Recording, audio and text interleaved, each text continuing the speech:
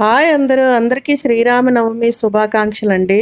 జయ శ్రీరామ రామ రామేతి రమే రమే మనోరమే సహస్రనామ తత్తుల్యం రామనామ వరాననే. జయ శ్రీరామ్. రామయ్య తండ్రికి అలాగే సీతమ్మ వారికి చెట్టుది దానిమ్మ పండు పండిందండి.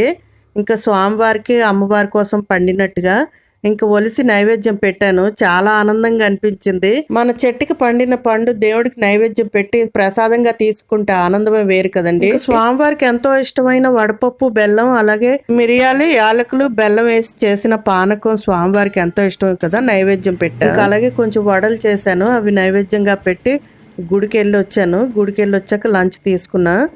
గుడి దగ్గర కూడా కళ్యాణం చాలా బాగా జరిగిందండి. లాంగ్ వీడియో పెట్టాను, చూసి సపోర్ట్ చేయండి అందరూ.